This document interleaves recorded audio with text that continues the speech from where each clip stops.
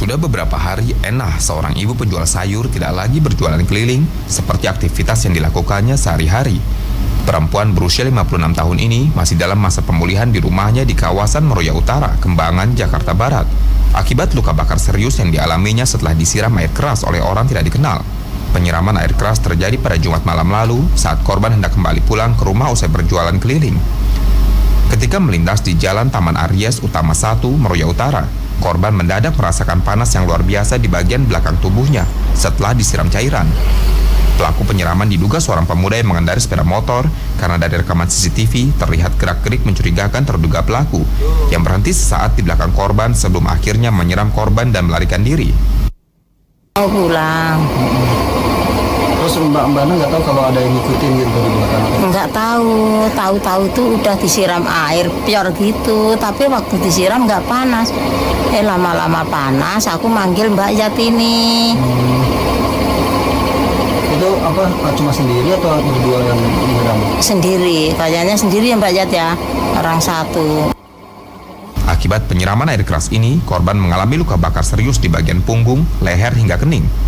Korban sempat menjalani perawatan intensif selama 2 hari di Rumah Sakit Siloam Kebonjeruk. Korban berharap polisi segera menangkap pelaku. Mengingat sebelumnya kasus penyiraman air keras juga dialami 2 siswi SMP Negeri 229 Kebonjeruk, yang hingga kini pelakunya juga belum ditangkap. Ilham Ardiansyah, JAK TV. Ya, pemirsa, kembali bersama kami dan dalam dialog membahas terkait teror penyiraman air keras. Kalau kita tadi melihat bahwa adanya teror begitu ya dari mulai petinggi KPK beberapa waktu lalu begitu kan, kemudian sekarang ada lagi dengan seorang penjual sayur, ada juga anak kecil. Nah, ini apakah sebuah random atau memang ada motif di balik ini semua? Pak Musni, silakan. Ya, memang kasus ini menyedihkan bagi kita semua karena orang yang terkena siraman air keras itu kan dia luka dan tidak bisa disembuhkan. Tapi pertanyaan kita, apa yang membuat ada orang yang tega melakukan seperti itu? Boleh jadi karena dendam. Dendam, ada kasus misalnya yang pernah dialami Novel Baswedan ya. Itu karena dia mengusut korupsi dan kemudian orang yang diusut itu tidak terima. Dia bayar orang untuk tapi sampai sekarang juga tidak terungkap siapa pelakunya. Itu yang, kalau dengan pelajar boleh jadi mereka kan biasa ada musuhan ya, ada dendam antara satu dengan antar geng itu ya, itu kemungkinan kita bisa mengatakan seperti itu. Tapi pada kasus yang dialami oleh Ibu Enah kalau nggak salah namanya tadi itu, dia kan pedagang sayur, bahwa dikata nggak ada musuhnya. Tapi kenapa ada pemuda yang diduga menyiramkan air keras itu di punggungnya dan kemudian hangus? Boleh jadi iseng aja, iseng aja ya, apa cari perhatian dan lain sebagainya. Tapi sekali lagi tidak menyadari bahaya yang dialami orang-orang yang terkena siraman air keras itu. Kasihan, itu tidak bisa sembuh seperti sedia kala kecuali di apa gitu ya, mungkin dioperasi dan lain sebagainya. Tapi ini fenomena yang menurut saya kita harus waspada. Karena ada kecenderungan orang menggunakan untuk melakukan sesuatu, mencederai orang dengan karena murah harga, gampang perolehnya, kemudian bukan hanya gampang tetapi juga tidak mahal barangnya, dan ini menurut saya harus diwaspadai dan tentu kita berharap polisi lebih cekatan mengusutnya hingga kita tahu dan orang tidak berani melakukan lagi. Baik, Pak Ahmad Isam sendiri melihatnya seperti apa nih? Apakah ini termasuk satu ancaman atau hanya random masalah pribadi begitu, Pak? Pastinya untuk menjawab itu, polisi harus segera mengungkap kasus ini.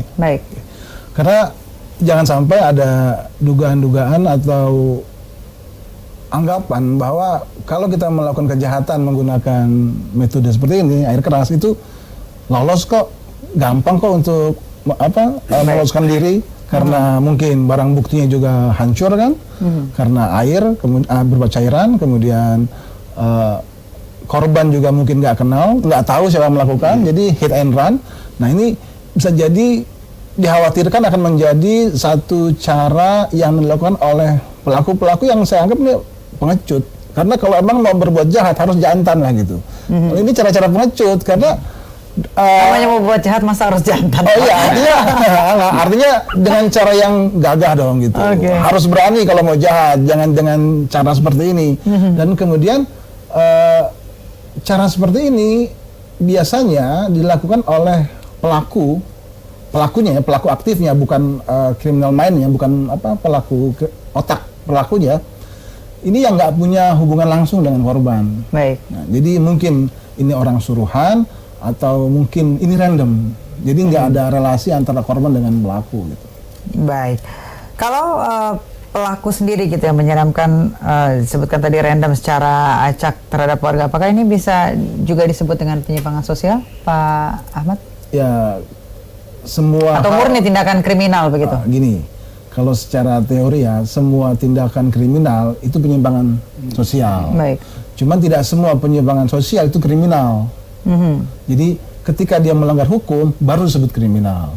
Kalau dia cuma menyimpang tapi tidak melanggar hukum, itu bukan tindakan kriminal. Nah, jadi jelas ini sebuah penyimpangan sosial.